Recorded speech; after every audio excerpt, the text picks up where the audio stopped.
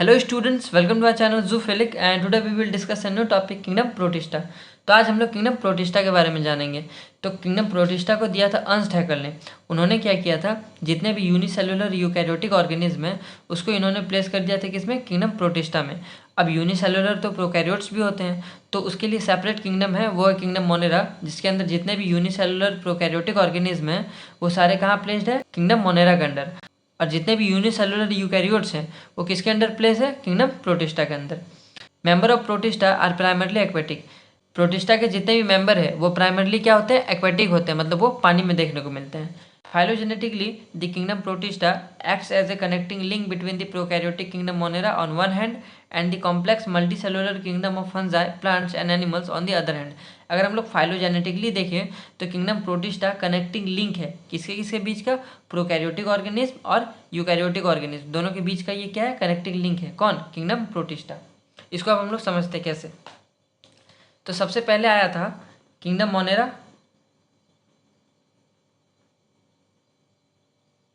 जिसमें जितने भी प्रोकैरियोटिक ऑर्गेनिज्म है वो किसमें प्लेस्ड है, किंगडम मोनेरा के अंडर। इसके बाद क्या आया, किंगडम प्रोटिस्टा। इसके बाद आया क्या, फंजाई, प्लांटी और एनिमेलिया। मतलब हम लोग क्या देखने को मिल रहा है कि किंगडम मोनेरा के अंदर क्या है, प्रोकैरियोटिक ऑर्गेनिज्म है, इसके अंदर क्या है, प्रोकैरियोटिक ऑर्गेनिज्म है, प्रोकैरियोटिक ऑर्गेनिज्म है। और फंजाई, प्लांटी और एनिमेलिया इसके अंदर क्या है, यूकैरियोटिक है, यूकैरियोटिक ऑर्गेनिज्म है। तो यहाँ पे क्या देख रहे हैं कि किंगडम मोनेरा के अंदर प्रोकैरियोटिक ऑर्गेनिज्म है और फंजाई, प्लांटी और एनिमेलिया में यूकैरियोटिक ऑर्गेनिज्म है और सारे मल्टी सेलुलर है और ये क्या है, यूनिसेलुलर है। और इसके बीच में क्या पड़ा हुआ, किंगडम प्रोटिस्टा। मतलब किंगडम प्रोटिस्टा कनेक्टिंग लिंक है प्रोकैरियोटिक और यूकैरियोटिक ऑर्गेनिज्म का। मतलब यूनिसेलुलर और मल्टी सेलुलर, जो प्रोकैरियोटिक क्या होते हैं, यूनिसेलुलर होते हैं और यूकैरियोटिक मल्टी सेलुलर होते हैं। तो किंगडम प्रोटिस्टा कनेक्टिंग लिंक है किसका, इसका, प्रोकैरियोटिक ऑर्गेनिज्म और यूकैरियोटिक ऑर्गेनिज्म का। The protists are regarded an ancestor of all multicellular eukaryotic organism। जितने भी मल्टीसेलुलर यूकैरियोटिक ऑर्गेनिज्म हैं उसका एंसेस्टर किसको माना जाता है, प्रोटिस्टा को। क्यों, क्योंकि प्रोटिस्टा से ही किंगडम फंजाई, किंगडम प्लांटी और किंगडम एनिमेलिया इवॉल्व हुआ था। और इसी के अंदर जितने भी यूकैरियोटिक ऑर्गेनिज्म हैं जो मल्टीसेलुलर है वो इसी के अंदर प्लेस्ड है। इसका मतलब क्या है, जैसे कि यहाँ हम लोग क्या देखे थे कि प्रोटिस्टा के बाद क्या आया था, फंजाई, इसके बाद प्लांटी, फिर एनिमेलिया। मतलब प्रोटिस्टा से इवॉल्व हुआ है फंजाई, इसी से इवॉल्व हुआ प्लांटी और इसी से इवॉल्व हुआ गया एनिमेलिया। तो इसीलिए प्रोटिस्टा को हम लोग क्या कहते हैं, एंसेस्टर कहते हैं जितने भी मल्टी सेलुलर यूकैरियोटिक ऑर्गेनिज्म है। क्योंकि फंजाई, प्लांटी और एनिमेलिया में यूकैरियोटिक ऑर्गेनिज्म प्लेस्ड है और सारे मल्टी सेलुलर हैं, इसीलिए किंगडम प्रोटिस्टा को एंसेस्टर कहा जाता है सारे मल्टी सेलुलर ऑर्गेनिज्म का। The boundaries of this kingdom are not well defined. इसका मतलब क्या है कि जो किंगडम प्रोटिस्टा है उसका बाउंड्री वेल डिफाइंड नहीं है। ऐसा क्यों, जैसे कि अगर हम लोग प्लांट्स में देखें तो प्लांट्स में जितने भी ऑर्गेनिज्म आते हैं वो फूड को खुद से प्रिपेयर कर सकते हैं। उसमें सेल वॉल देखने को मिलता है जो सेलुलोज का बना होता है। एनिमल्स को देखें तो वो फूड के लिए अदर ऑर्गेनिज्म पर डिपेंडेंट रहता है, ये फूड को खुद से प्रिपेयर नहीं कर सकता है। फंजाई में देखें तो ये फ्रूटिंग बॉडीज बनाता है। मतलब सबका अपना अपना फीचर है और ये हम लोग कह सकते हैं कि जो प्लांट्स है वो फूड को खुद से प्रिपेयर करता है, एनिमल्स नहीं कर सकता है। तो यहाँ पे क्या है, बाउंड्री वेल डिफाइंड है कि फूड को जो खुद से प्रिपेयर करेगा वो प्लांट्स में आएगा, जो नहीं करेगा वो एनिमल्स में जाएगा। लेकिन किंगडम प्रोटिस्टा के अंदर जो ऑर्गेनिज्म आते हैं वो बहुत ज़्यादा सिमिलैरिटी अदर ऑर्गेनिज्म के साथ भी शो करते हैं। मतलब क्या है इसका, कि जैसे कि प्रोटिस्टा के अंदर यूग्लिना आता है, यूग्लिना फूड को खुद से प्रिपेयर कर सकता है, तो वो किसका फीचर है, प्लांट्स का। और इसके बॉडी पे सेल वॉल नहीं देखने को मिलता है, ये किसका फीचर है, एनिमल्स का। अगर हम लोग स्लाइम मोल्ड्स का बात करें तो वो भी किंगडम प्रोटिस्टा के अंदर आता है और वो भी क्या करता है, फ्रूटिंग बॉडीज बनाता है जो फंजाई के साथ रिजेंबल करता है। तो यहाँ पे क्या देखने को मिल रहा है कि जो किंगडम प्रोटिस्टा है उसके अंदर जितने ऑर्गेनिज्म आते हैं वो अदर किंगडम के ऑर्गेनिज्म के साथ क्या करता है, सिमिलैरिटी शो करता है। इसीलिए हम लोग कहते हैं कि जो किंगडम प्रोटिस्टा है उसका बाउंड्री वेल डिफाइंड नहीं है। Being eukaryotes, the protistan cell body contains a well-defined nucleus and other membrane-bound organelles। अब किंगडम प्रोटिस्टा में तो यूकैरियोटिक ऑर्गेनिज्म आते हैं। अब जो यूकैरियोट्स होता है उसके पास तो वेल डिफाइंड न्यूक्लियस रहता है, मतलब उसका न्यूक्लियस में न्यूक्लियर मेम्ब्रेन रहता है और अदर मेम्ब्रेन बाउंड ऑर्गेनिज्म भी देखने को मिलता है। मतलब उसमें एंडोप्लाज्मिक रेटिकुलम भी देखने को मिलेगा, गोल्गी एपरेटस भी देखने को मिलेगा, माइटोकॉन्ड्रिया भी देखने को मिलेगा। तो डिफरेंट टाइप्स ऑफ ऑर्गेनिज्म भी देखने को मिलते हैं किसमें, यूकैरियोटिक ऑर्गेनिज्म में। लेकिन हम लोग प्रोकैरियोट्स में क्या देखे थे कि ना ही उसमें वेल डिफाइंड न्यूक्लियस था, मतलब उस न्यूक्लियस में न्यूक्लियर मेम्ब्रेन नहीं था, जिस वजह से उसका जो जेनेटिक मटेरियल था वो पूरा साइटोप्लाज्म में स्प्रेड था और मेम्ब्रेन बाउंड ऑर्गेनिज्म भी एब्सेंट था। Some motile protists move from one place to another place with the help of pseudopodia, flagella और cilia। तो जो मोटाइल प्रोटिस्ट होते हैं जो मूव कर सकते हैं वन प्लेस से अनदर प्लेस, तो वो किसके हेल्प से मूव करते हैं? सीडोपोडिया के हेल्प से, फ्लैजिला के हेल्प से और सीलिया के हेल्प से। सीडोपोडिया हम लोगों को अमीबा में देखने को मिलता है और फ्लैजिला डायनोफ्लैजिलेट्स या फिर यूग्लिना में देखने को मिलता है और सीलिया हम लोगों को पैरामीशियम में देखने को मिलता है। जो फ्लैजिला होता है वो स्मॉल इन नंबर होता है और वो लॉन्ग होता है, मतलब लंबा होता है। लेकिन सीलिया का बात करें तो वो पूरा बॉडी में प्रेजेंट रहता है और वो स्मॉल स्मॉल रहता है, मतलब छोटा छोटा रहता है और पूरा बॉडी में प्रेजेंट होता है, जैसे कि हम लोगों को पैरामीशियम में देखने को मिलता है। और फ्लैजिला स्मॉल रहता है, 1 या 2 रहेगा, लेकिन वो बहुत लंबा रहेगा, जो हम लोगों को कहाँ देखने को मिलता है? यूग्लिना में या फिर डायनोफ्लैजिलेट्स में, ये सब ऑर्गेनिज्म में देखने को मिलता है। Protist reproduce asexually and sexually by a process involving cell fusion and zygote formation. जो प्रोटिस्ट होते हैं वो कैसे रिप्रोड्यूस करते हैं? एसेक्सुअली भी और सेक्सुअली भी, मतलब उसमें गैमिट इन्वॉल्व नहीं रहता है, और सेक्सुअली मतलब उसमें गैमिट इन्वॉल्व रहता है। अब गैमिट इन्वॉल्व है तो क्या होगा कि उसमें गैमिट का फ्यूजन भी होगा और क्या होगा? जाइगोट का फॉर्मेशन भी होगा। On the basis of nutrition, unicellular protists have been broadly divided into 3 major groups। तो न्यूट्रिशन के बेसिस पे प्रोटिस्ट 3 ग्रुप में डिवाइड किए गए हैं। किसमें किसमें? फोटोसिंथेटिक प्रोटिस्ट में और स्लाइम मोल्ड्स, जिसको हम लोग कंज्यूमर डिकम्पोजर प्रोटिस्ट भी कहते हैं, और प्रोटोजोअन प्रोटिस्ट में। अब इन सबको हम लोग डिटेल में डिस्कस करते हैं। Kingdom protista mode of nutrition के बेसिस पे 3 ग्रुप में डिवाइड किया गया है। किसमें किसमें? पहला है फोटोसिंथेटिक प्रोटिस्ट, जिसको हम लोग प्लांट लाइक प्रोटिस्ट भी कहते हैं। ऐसा क्यों? क्योंकि प्लांट ही है जो फोटोसिंथेसिस शो करता है और फूड को खुद से प्रिपेयर कर सकता है। तो यहाँ पे जो प्रोटिस्ट है वो भी फोटोसिंथेसिस शो करता है, मतलब वो भी फोटोसिंथेसिस करके फूड को खुद से प्रिपेयर करता है, इसीलिए इसको हम लोग प्लांट लाइक प्रोटिस्ट भी कहते हैं या फोटोसिंथेटिक प्रोटिस्ट भी कहते हैं। दूसरा है स्लाइम मोल्ड्स, इसको हम लोग फंजाई लाइक प्रोटिस्ट भी कहते हैं। क्यों? क्योंकि स्लाइम मोल्ड्स का जो कैरेक्टर है वो फंजाई के साथ मैच करता है। तीसरा है प्रोटोजोअन्स, जिसको हम लोग एनिमल लाइक प्रोटिस्ट भी कहते हैं। क्यों? क्योंकि एनिमल्स ही है जो अपना न्यूट्रिशन अदर ऑर्गेनिज्म से ऑब्टेन करते हैं, और प्रोटोजोआ भी अपने न्यूट्रिशन के लिए अदर ऑर्गेनिज्म पर डिपेंडेंट रहता है। तो हम लोग यहाँ पे ये कह सकते हैं कि जो किंगडम प्रोटिस्टा है उसका बाउंड्री वेल डिफाइंड नहीं है। क्यों? क्योंकि जो फोटोसिंथेटिक प्रोटिस्ट है उसका कैरेक्टर प्लांट के साथ मैच करता है, स्लाइम मोल्ड का फंजाई के साथ, और प्रोटोजोअन्स का एनिमल के साथ। मतलब इसके अंडर जितने भी ऑर्गेनिज्म आ रहे हैं उसका बहुत सारा कैरेक्टरिस्टिक्स अदर किंगडम के ऑर्गेनिज्म के साथ मैच करता है, इसलिए इसको हम लोग कह सकते हैं कि इसका जो बाउंड्री है वो वेल डिफाइंड नहीं है। और हम लोग ये भी कह सकते हैं कि जो एनिमल्स है वो कहीं ना कहीं प्रोटोजोआ से ही डेवलप किया होगा, और फंजाई भी स्लाइम मोल्ड से डेवलप किया होगा, और जो प्लांट्स हैं वो भी फोटोसिंथेटिक प्रोटिस्ट से ही डेवलप किए होंगे। अब जो फोटोसिंथेटिक प्रोटिस्ट है इसको भी 3 ग्रुप में डिवाइड किया गया है। पहला है डिवीजन पायरोफाइटा, जिसके अंदर डायनोफ्लाइलेट्स आते हैं। दूसरा है डिवीजन क्राइसोफाइटा, जिसके अंदर डायटम्स या डेस्मिट्स आता है। तीसरा है डिवीजन यूग्लिनोफाइटा, जिसके अंदर यूग्लिनोइड्स आता है। अगर हम लोग स्लाइम मोल्ड्स में देखें तो इसको 2 ग्रुप में डिवाइड किया गया है। पहला है सब फाइलम मिक्सोमाइकोटा, जिसको हम लोग एसेलुलर स्लाइम मोल्ड्स भी कहते हैं, और दूसरा है सब फाइलम एक्रेसियोमाइकोटा, जिसके अंदर सेलुलर स्लाइम मोल्ड्स भी आते हैं। अगर हम लोग प्रोटोजोन्स को देखें तो लोकोमोटरी ऑर्गेनिल्स के बेसिस पे इसको 4 ग्रुप में डिवाइड किया गया है। किसमें किसमें? पहला है अमीबॉइड प्रोटोजोन्स, जिसमें हम लोगों को सीडोपोडिया देखने को मिलता है, मतलब ये सीडोपोडिया के हेल्प से मूव करता है। दूसरा है फ्लैजिलेटेड प्रोटोजोन्स, ये फ्लैजिला से मूव करता है। और तीसरा है स्पोरोजोन्स, जो स्पोर का फॉर्मेशन करता है। और चौथा है सिलिएटेड प्रोटोजोन्स, जिसके बॉडी पे सिलिया देखने को मिलता है, जैसे कि पैरामीशियम हो गया। तो आज हम लोग फोटोसिंथेटिक प्रोटिस्ट मतलब प्लांट लाइक प्रोटिस्ट को डिस्कस करेंगे। इसके अंदर क्या क्या आता है? डिवीजन पायरोफाइटा, डिवीजन क्राइसोफाइटा और डिवीजन यूग्लिनोफाइटा। तो स्टार्ट करते हैं डिवीजन पायरोफाइटा से। नेक्स्ट है पायरोफाइटा। It includes dinoflagellates. इसमें क्या देखने को मिलता है? डायनोफ्लैजिलेट्स देखने को मिलता है। The organism are mostly marine but some occur in fresh water. जो ऑर्गेनिज्म होते हैं वो मोस्टली मराइन होते हैं, मतलब वो ओशन में देखने को मिलता है, सॉल्ट वाटर में देखने को मिलता है, और कुछ फ्रेश वाटर में देखने को मिलता है, जैसे कि पॉन्ड हो गया, रिवर हो गया, लेक्स हो गया, इन सब जगहों में देखने को मिलता है। They appear yellow, green, brown, blue और red depending on the main pigment present in their cells. और ये कैसे अपीयर करते हैं, मतलब कैसे दिखते हैं? येलो कलर के भी दिख सकते हैं, ग्रीन भी, ब्राउन भी, ब्लू भी और रेड भी। अब जिस तरह का पिगमेंट उसके सेल में प्रेजेंट है उस तरह का कलर ये शो करता है। The cell wall of dinoflagellates if present is composed of a number of plates made up of cellulose. It is called theca और लॉरिका। जो सेल वॉल होता है डायनोफ्लैजिलेट्स का वो किसका बना होता है? सेलुलोज का, मतलब उसका सेलुलोजिक सेल वॉल होता है। और ये कैसे प्रेजेंट रहता है? प्लेट्स के फॉर्म में, जिसको हम लोग थीका या लॉरिका कहते हैं। फॉर एग्जांपल अगर हम लोग यहाँ देखें तो मान लेते हैं कि ये एक डायनोफ्लैजिलेट्स है। जस्ट सपोज दैट कि ये डायनोफ्लैजिलेट्स है और इसका जो सेल वॉल है वो कैसे प्रेजेंट रहेगा? प्लेट्स के फॉर्म में, कुछ इस प्रकार इसका प्रेजेंट रहेगा प्लेट्स के फॉर्म में, ठीक है। और ये किसका बना होता है, सेलुलोजिक सेल वॉल है, मतलब ये सेलुलोज का बना हुआ है। और ये कहाँ देखने को मिलता है, हम लोग को प्लांट्स में देखने को मिलता है सेलुलोजिक सेल वॉल। और यहाँ क्या देखने को मिल रहा है, एक ट्रांसवर्स ग्रुव है और एक लॉन्गिट्यूडनल ग्रुव है। जो ट्रांसवर्स ग्रुव है, ग्रुव मतलब क्या होता है, डिप्रेशन या फिर गड्ढा, और यहाँ पे एक फ्लैजला देखने को मिलेगा और एक लॉन्गिट्यूडनल ग्रुव में देखने को मिलता है। The theca contains two group longitudinal sulcus and transversal girdle और एनुलस। जो थीका होता है मतलब जो सेल वॉल है उसका, उसमें टू ग्रुप देखने को मिलता है, मतलब दो गड्ढा देखने को मिलता है, डिप्रेशन देखने को मिलता है। एक को हम लोग कहते हैं लॉन्गिट्यूडनल सल्कस और दूसरे को ट्रांसवर्स गर्डल और एनुलस। जो यहाँ पे है, जो ये क्या, ये लॉन्गिट्यूडनल सल्कस है और दूसरा क्या है, ट्रांसवर्स गर्डल या फिर annulus. Usually, this cell possesses two flagella, one lies longitudinally and the other transversely in a furrow between the wall plates.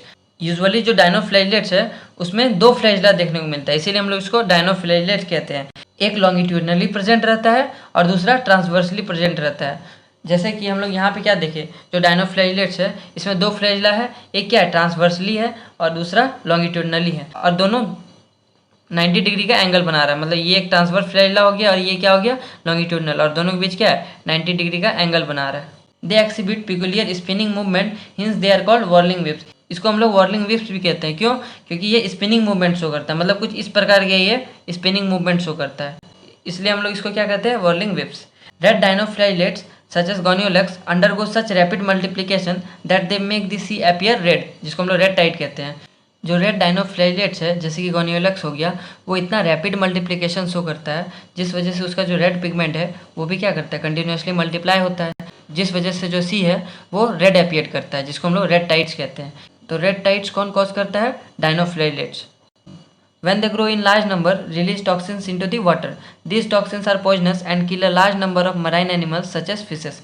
जब ये मल्टीप्लाई करता है, मतलब जो रेड डायनोफ्लैजलेट्स है वो जब रैपिड मल्टीप्लाई करता है तो उस वजह से क्या होता है, ये रिलीज़ करता है टॉक्सिन्स, कहाँ पे, वाटर पे, जिसको हम लोग सेक्सी टॉक्सिन कहते हैं। और ये जो टॉक्सिन होता है वो बहुत ज़्यादा पॉइजनस होता है, जिस वजह से क्या होता है कि जो मराइन एनिमल्स है जैसे कि फिशेस हो गया, वो सब मर जाते हैं। किस वजह से, ये टॉक्सिन की वजह से, क्योंकि ये पॉइजनस होता है। और जो रेड डायनोफ्लैजलेट्स है वो तो कंटिन्यूसली मल्टीप्लाई करता जाता है, उसके वजह से उसका जो रेड पिगमेंट है वो भी कंटिन्यूसली मल्टीप्लाई कर रहा है, और इस प्रोसेस में टॉक्सिन रिलीज हो रहा है जो क्या कर रहा है, किल कर रहा है फिशेस को। Some dinoflagellates such as Noctiluca, Gonyaulax, Protocystis etcetera exhibit bioluminescence. They emit light and make the sea surface glow in the dark. कुछ डायनोफ्लैजलेट्स जैसे कि नॉक्टिल्यूका हो गया, गोनियोलैक्स हो गया, प्रोसिस्टिस हो गया, ये बायोल्यूमिनेसेंस शो करते हैं। बायोल्यूमिनेसेंस मतलब ये लाइट एमिट करते हैं, इस वजह से नाइट में हम लोगों को सी सरफेस कभी कभी ग्लो करता हुआ दिखता है, मतलब वहाँ से लाइट निकलता हुआ दिखता है। और ये किसके वजह से हो पाता है, डायनोफ्लैजलेट्स के वजह से, क्योंकि ये बायोल्यूमिनेसेंस शो करते हैं। बायो इसीलिए क्योंकि जो लाइट एमिट कर रहा है वो एक बायोलॉजिकल ऑर्गेनिज्म है। तो जो डायनोफ्लैजलेट्स होते हैं वो क्या एक्सिबिट करते हैं, बायोल्यूमिनेसेंस। आप यहाँ पे पिक्चर में देख सकते हैं जो सी है वो क्या ब्लू ब्लू अपीयर कर रहा है, ये किसके वजह से हो पा रहा है, डायनोफ्लैजलेट्स की वजह से। ये बायोल्यूमिनेसेंस शो करता है, मतलब ये लाइट को एमिट कर रहा है, जिस वजह से जो सी सरफेस है वो क्या कर रहा है, ग्लो कर रहा है। They are mainly holophytic or photosynthetic. However, some forms are saprobic, parasitic, symbiotic or holozoic. For example, a colorless blastodium is parasite on animals.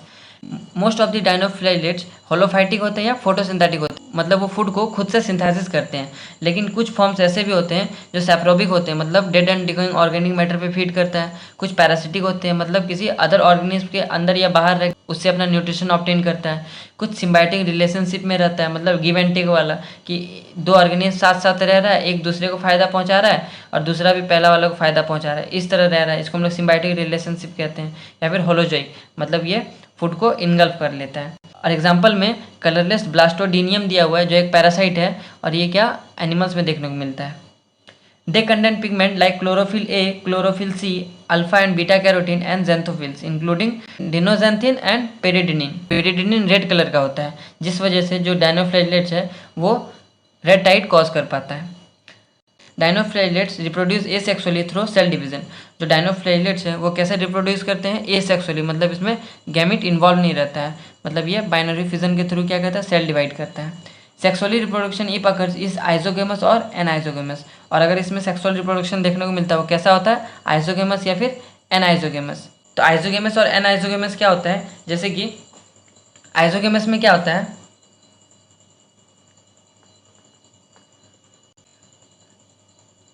Isogamous में क्या होता है कि जो गैमीट होता है वो क्या होता है, सिमिलर होता है, मतलब सिमिलर साइज का होता है, दोनों क्या सिमिलर साइज का। एन आइसोगेमस में क्या होता है, एन आइसोगेमस में एक क्या होता है, बड़ा होता है, मतलब डिसिमिलर साइज होता है एन आइसोगेमस में। और एक होता है ऊगेमस। ऊगेमस में क्या होता है, जो फीमेल गैमिट होता है वो क्या होता है, लार्ज होता है और क्या होता है, नॉन मोटाइल होता है। और जो मेल गैमिट होता है वो क्या होता है, स्मॉल होता है और मोटाइल होता है, और इसमें फ्लैजिला देखने को मिलता है। ये जो लार्ज वाला है वो फीमेल गैमिट है, ये क्या है, फीमेल गैमिट। और जो स्मॉल वाला है वो क्या है, male gamete.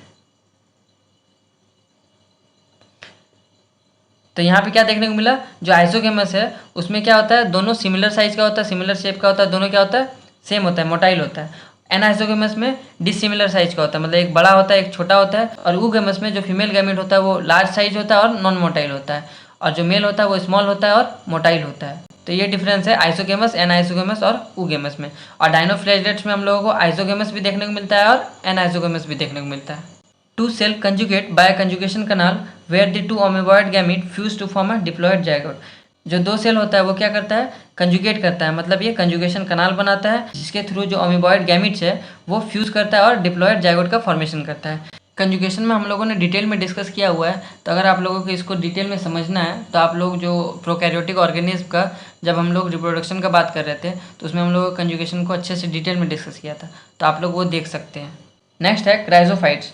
It includes diatoms and golden algae. ये क्या इंक्लूड करता है, डायटम्स और गोल्डन अलगी, जिसको हम लोग डेस्मिड कहते हैं। They are found in fresh water as well as marine environment. Some are terrestrial and grow on moist soil. ये फ्रेश वाटर में भी देखने को मिलता है, मरीन इन्वायरमेंट में भी देखने को मिलता है, और कुछ टेरेस्ट्रियल भी होते हैं जो मॉइस्ट सॉइल पे ग्रो करते हैं, मतलब जिस सॉइल में नमी रहता है वहाँ पे ये ग्रो करते हैं। They are microscopic and float passively in water current. ये क्या होता है, माइक्रोस्कोपिक होते हैं, मतलब इसको हम लोग माइक्रोस्कोप के हेल्प से ही देख सकते हैं, और ये फ्लोट करते रहते हैं वाटर में पैसिवली, मतलब वाटर करंट इसको जिधर ले जाएगा ये उधर ही फ्लोट करता जाएगा, मतलब इसमें एक्टिव मूवमेंट नहीं होता है। जैसे कि अगर हम लोग अदर ऑर्गेनिज्म में देखें जिसमें फ्लैजिला देखने को मिलता है, सच एज यूग्लिना। यूग्लिना से तो आप सब फैमिलियर है। तो यूग्लिना में क्या होता है, एक बड़ा सा क्या होता है, फ्लैजिला होता है जिसके हेल्प से वो स्विम करता है, फ्लोट करता है। तो वो क्या करता है, एक्टिव स्विमिंग करता है, मतलब उसको जिधर जाना है वो उधर खुद से जा सकता है। लेकिन इसमें क्या होता है कि ये पैसिवली स्विम करता है, मतलब वाटर करंट इसको जिधर ले जाएगा उधर ही ये जाएगा, मतलब ये एक्टिव स्विमिंग नहीं कर सकता है, वाटर के अगेंस्ट ये नहीं जा सकता है। इसीलिए इसको हम लोग प्लैंकटन कहते हैं, क्योंकि ये माइक्रोस्कोपिक है और ये पैसिवली फ्लोट कर रहा है किसमें, वाटर करंट में। Their cell wall is made up of silica and thus the walls are indestructible. जो क्राइजोफाइट्स का सेल वॉल होता है वो किसका बना होता है, सिलिका का। और जो सिलिका है वो इनडिस्ट्रक्टेबल है, मतलब ये डिस्ट्रक्टेबल नहीं है, मतलब ये टूट नहीं सकता है। जैसे कि फॉर एग्जांपल अगर हम लोग पॉलीथीन का बात करें तो वो क्या करेगा, वो कभी सड़ता है, कभी नहीं सड़ता है। क्यों, क्योंकि कोई ऐसा एंजाइम ही नहीं है जो उसको सड़ा सके। वो मिलियंस ऑफ ईयर तक रह सकता है वो बिना सड़े, मतलब वो जैसे का तैसा ही रहेगा। लेकिन अगर हम लोग कोई फूड को रख दे तो वो क्या होगा, तुरंत खराब हो जाएगा, फिर डिकम्पोज हो जाएगा। क्यों, क्योंकि उसमें कोई एंजाइम वर्क कर रहा है जो उसको क्या करता है, डिकम्पोज करता है। लेकिन पॉलीथीन जल्दी डिकम्पोज ही नहीं होता है, कोई ऐसा एंजाइम ही नहीं है जो उसको जल्दी डिकम्पोज कर दे। उसी तरह सिलिका के लिए भी कोई ऐसा एंजाइम नहीं है जो इसको तोड़ सके, जो इसको डिस्ट्रक्ट कर सके। इसीलिए ये क्या है, इनडिस्ट्रक्टेबल। मतलब कोई चीज़ अगर बर्बाद हो रहा है, खराब हो रहा है, वो किसके वजह से हो पा रहा है, क्योंकि कोई ना कोई उसके ऊपर कुछ एंजाइम छोड़ रहा है जो उसको क्या कर रहा है, खराब कर दे रहा है, डिस्ट्रक्ट कर रहा है, बर्बाद कर दे रहा है। लेकिन जो सिलिका हो गया, पॉलीथीन हो गया, ये सब क्या इनडिस्ट्रक्टेबल, मतलब ये डिकम्पोज नहीं हो सकता है, क्योंकि कोई ऐसा एंजाइम ही नहीं है जो इसको क्या करे, डिकम्पोज करे। इसीलिए सिलिका जो है वो क्या है, indestructible. This cell wall forms two thin overlapping halves that fit together like two parts of a soap box. The upper half is called epitheca and the lower half is called hypotheca. जो cell wall होता है diatoms का वो क्या होता है, दो halves में बटा होता है, और दोनों हाफ्स क्या कर सकता है, आपस में ओवरलैप कर सकता है। जैसे कि अगर हम लोग सोप बॉक्स का बात करें तो वो दो हाफ्स में बटा होता है, और दोनों क्या कर सकता है, आपस में ओवरलैप कर सकता है। ऊपर वाला को हम लोग लीड कहते हैं, नीचे वाला को केस कहते हैं। जैसे कि ये डायटम्स का क्या है, सेल वॉल है, ठीक है। ये ऊपर वाला है और ये क्या है, नीचे वाला है। और ये जो ऊपर वाला है वो क्या है, एपिथीका है, एपिथीका। और जो नीचे वाला है वो क्या है, हाइपोथीका। ये क्या है, ऊपर वाला लीड है और नीचे वाला क्या है, केस है।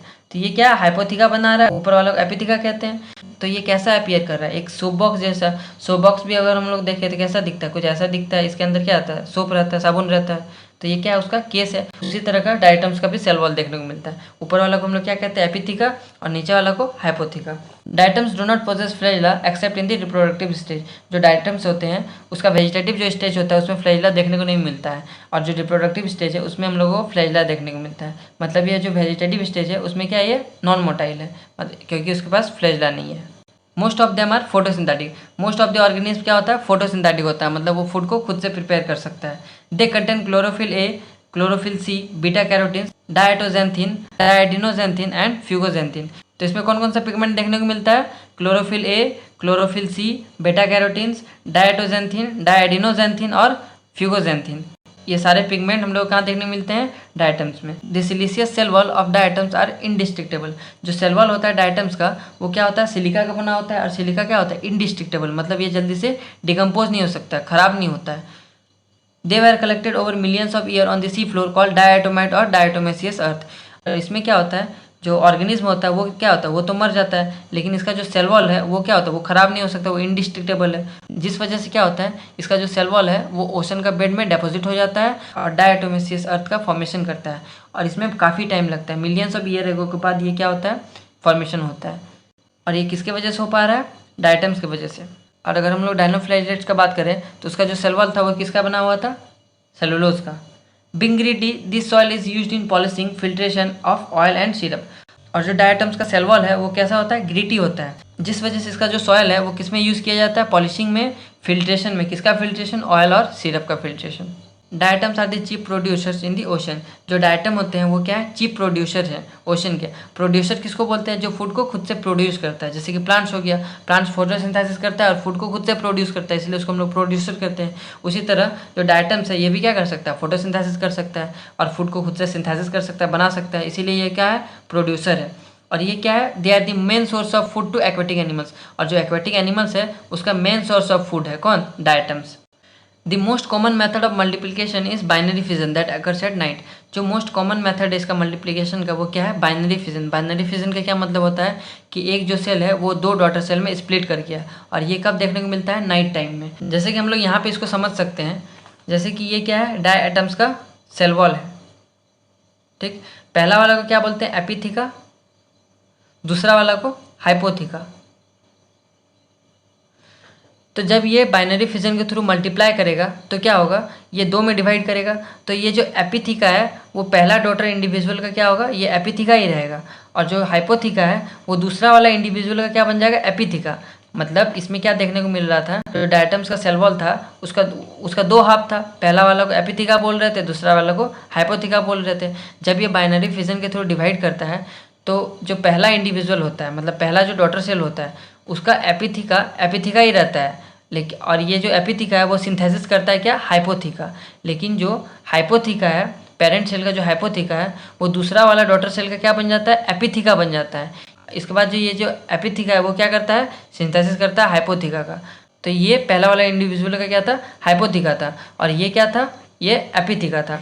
तो यहाँ पे क्या देखने को मिल रहा है, ग्रेजुअली ये क्या करता है, इस वजह से ये इसका जो साइज है वो छोटा होता रहता है। जैसे कि ये क्या है, एपिथिका, और ये हाइपोथिका है। जब ये बाइनरी फिजन के थ्रू डिवाइड करेगा तो इसका तो एपिथिका ही रहेगा, लेकिन जो दूसरा वाला है उसका ये हाइपोथिका क्या बन जाएगा, एपिथिका, जो क्या है, इससे छोटा है। तो ये जो सिंथेसिस करेगा हाइपोथिका वो क्या होगा, इससे छोटा होगा, और ये जो एपिथिका है वो क्या है, वो तो उसका साइज सेम रहेगा, क्योंकि ये जो एपिथिका है वो तो सेम है, लेकिन जो हाइपोथिका है वो दूसरा वाला क्या बन गया है, एपिथिका। जिस वजह से ये जब हाइपोथिका सिंथेसिस करेगा तो ये क्या होगा, छोटा होगा। अब ये जब वापस से डिवाइड करेगा तो इसका जो हाइपोथिका है वो दूसरा वाला क्या बन जाएगा, एपिथिका, जिस वजह से ये क्या होगा, और स्मॉल हो जाएगा, और छोटा हो जाएगा। और एक जो पहला वाला बनेगा वो क्या होगा, वो तो सेम रहेगा, क्योंकि इसका जो एपिथिका है वो दूसरा वाला का एपिथिका है, लेकिन इसमें क्या हो रहा है, इसका जो हाइपोथिका है वो इसका एपिथिका बन जा रहा है। तो इस तरह से क्या देखने को मिल रहा है, जो डायटम्स का सेल वॉल है वो धीरे धीरे छोटा होते जा रहा है, जिस वजह से ये क्या करता है, ये अपना डिवीजन को स्टॉप कर देता है, और क्या करता है, ये ग्रो करता है। अब ग्रो करने के बाद जब इसका वापस नॉर्मल साइज हो जाता है तो ये क्या करता है, तब ये वापस से डिवाइड करना शुरू करता है। तो ये क्या है, ये बाइनरी फिजन, ये किस में देखने को मिलता है, डायटम्स में। Sexual reproduction takes place by the fusion of gamete. जो सेक्सुअल रिप्रोडक्शन है वो कैसा होता है, गैमिट का फ्यूजन से। और इसमें क्या होता है, आइसोगेमस भी देखने को मिलता है, एनाइसोगेमस और ऊगेमस भी देखने को मिलता है। इसको हम लोग ऑलरेडी डिस्कस कर चुके हैं। नेक्स्ट है यूग्लिनोफाइटा। इट इंक्लूड्स यूग्लिना, इसमें हम लोगों को यूग्लिना देखने को मिलता है। It is a solitary and free living fresh water flagellate. जो यूग्लिना होता है वो क्या होता है, फ्रेश वाटर फ्लैजलेट होता है। फ्लैजलेट इसीलिए क्योंकि इसमें हम लोगों को फ्लैजला देखने को मिलता है, और ये क्या होता है, सॉलिटरी होता है और फ्री लिविंग होता है, मतलब ये अकेला रहता है, कॉलोनी बना के नहीं रहता है। It occurs in fresh water ponds, ditches and slowly running stream. ये फ्रेश वाटर पॉन्ड्स में देखने को मिलता है, डिचेस में देखने को मिलता है, और स्लोली रनिंग स्ट्रीम मतलब जहाँ पे बहुत धीरे धीरे पानी बह रहा है, उस तरह की जगहों में हम लोगों को यूग्लिना देखने को मिलता है। Instead of cell wall, they have a protein-rich layer called pellicle, which lies beneath the plasma membrane. It makes their body flexible. जब हम लोग डायनोफ्लेजेलेट्स के बारे में पढ़ रहे थे तो उसका क्या था, सेल वॉल प्रेजेंट था उसमें, और वो किसका बना हुआ था, सेलुलोज का। अगर हम लोग डायटम्स का बात करें तो उसमें भी सेल वॉल प्रेजेंट था, और वो किसका बना हुआ था, सिलिका का। लेकिन जो यूग्लिना होता है इसमें सेल वॉल एब्सेंट रहता है। Instead of cell wall a protein rich layer called pellicle, मतलब इसमें पेलिकल प्रेजेंट रहता है जो प्रोटीन का बना होता है। और ये कहाँ प्रेजेंट होता है, प्लाज्मा मेम्ब्रेन के नीचे। जो सेल वॉल है वो कहाँ प्रेजेंट था, प्लाज्मा मेम्ब्रेन का ऊपर, मतलब इसका बाहर वाला लेयर को हम लोग सेल वॉल बोल रहे थे। लेकिन जो पेलिकल है वो प्लाज्मा मेम्ब्रेन के नीचे प्रेजेंट रहता है, और ये क्या होता है, फ्लेक्सिबल होता है क्योंकि ये प्रोटीन का बना हुआ है, जिस वजह से जो यूग्लिना होता है वो क्या होता है, काफ़ी फ्लेक्सिबल होता है, और ये मूवमेंट में हेल्प करता है। कौन, pellicle. They have two flagella, one is long and the other is short. इसमें दो फ्लैजला देखने को मिलता है, एक बहुत लंबा होता है और दूसरा शॉर्ट होता है। आप यहाँ डायग्राम में देख सकते हैं, यहाँ पे बहुत एक लंबा जैसा फ्लैजला देखने को मिल रहा है, और इसमें क्या एक छोटा जैसा फ्लैजला है जो कहाँ पे, रिजर्वायर में ही देखने को मिल रहा है। ये क्या बहुत छोटा है, और ये रिजर्वायर के अंदर ही है, और जो बड़ा वाला फ्लैजला है वो बाहर तक निकला हुआ है और वो बहुत ज़्यादा लंबा है। तो इसमें दो फ्लैजला देखने को मिलता है, एक छोटा है और एक बड़ा है। They are photosynthetic in the presence of sunlight. Sunlight के प्रेजेंस में ये फोटोसिंथेटिक परफॉर्म करता है और फूड को खुद से प्रिपेयर करता है, खुद से सिंथेसिस करता है, बनाता है। When deprived of sunlight, they behave like heterotrophs। और जब सनलाइट absent रहता है तो ये क्या करता है, हेटरोट्रॉप जैसा बिहेव करता है, by predating on other smaller organism। और अदर स्मॉलर ऑर्गेनिज्म पर प्रीडेट करता है, मतलब वो उसको खाता है और उससे अपना न्यूट्रिशन ऑब्टेन करता है। कब, जब सनलाइट absent रहता है। Such a dual mode of nutrition is frequently refer to as mixotrophy. और इस तरह का डुअल मोड ऑफ न्यूट्रिशन को हम लोग क्या कहते हैं, मिक्सोट्रॉपिक न्यूट्रिशन। इसका मतलब क्या है, मतलब जब सनलाइट प्रेजेंट रहता है तब ये फोटोसिंथेटिक शो करता है, मतलब फूड को खुद से प्रिपेयर करता है, और जब सनलाइट प्रेजेंस नहीं रहता है तो ये क्या करता है, ये ग्रीन पिगमेंट को लूज कर देता है और क्या करता है, हेटरोट्रॉप बन जाता है। इसके बाद वो अदर स्मॉलर ऑर्गेनिज्म पर प्रीडेट करता है, मतलब उसको वो फीड करता है और उससे अपना न्यूट्रिशन ऑब्टेन करता है। They contain the photosynthetic pigment chlorophyll a, chlorophyll b, beta carotene and xanthophyll.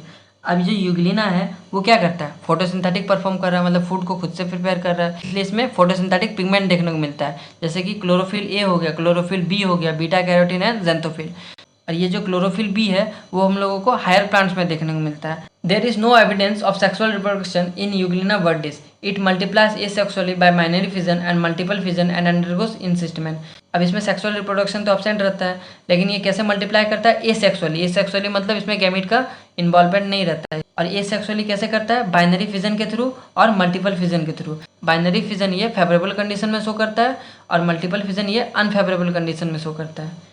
Under favorable condition of water, temperature and food availability, Euglena divides by a simple longitudinal binary fission. Under favourable condition, favourable condition का क्या मतलब होता है, Euglena को उसके हिसाब का water भी मिल रहा है, सुइटेबल टेम्परेचर भी मिल रहा है और फूड भी अवेलेबल है, इसलिए यूग्लिना के लिए क्या है, वो फेवरेबल कंडीशन है। इन तीनों में से अगर कुछ भी खत्म हुआ तो वो क्या होगा, यूग्लिना के लिए अनफेवरेबल कंडीशन हो जाएगा। या तो वाटर का पीएच बदल गया, मतलब वो वाटर पॉल्यूट हो गया, या फिर टेम्परेचर में चेंजेस आ गया, या फिर फूड खत्म हो गया, तो यूग्लिना के लिए वो क्या होगा, अनफेवरेबल कंडीशन होगा। तो जब फेवरेबल कंडीशन होता है, मतलब वाटर टेम्परेचर फूड सब कुछ उसके हिसाब का उसको मिल रहा है, तो वो क्या करेगा, उसमें सिंपल लॉन्गिट्यूडनल बाइनरी फिजन का शो करेगा, मतलब वो बाइनरी फिजन शो करता है। जैसे कि ये एक यूग्लिना है, ये एक यूग्लिना है, ये एक यूग्लिना है, तो ये क्या होगा, लॉन्गिट्यूडनल बाइनरी फिजन, मतलब बीच से ये क्या होगा, ब्रेक करेगा और दो यूग्लिना का फॉर्मेशन करेगा ये, और इस तरह ये क्या करेगा, बाइनरी फिजन शो करता है। कब, जब फेवरेबल कंडीशन होता है। लेकिन अनफेवरेबल कंडीशन में क्या होता है, under unfavourable condition Euglena undergoes multiple fission in an encysted condition, this is known as palmella stage. जब अनफेवरेबल कंडीशन होता है, मतलब यूग्लिना के लिए या फिर फूड खत्म हो गया, या फिर टेम्परेचर चेंज हो गया, या फिर वाटर का पीएच चेंज हो गया, जब ये सब होता है तो उस समय यूग्लिना क्या करता है, सिस्ट का फॉर्मेशन करता है, इसके बाद वो मल्टीपल फिजन शो करता है।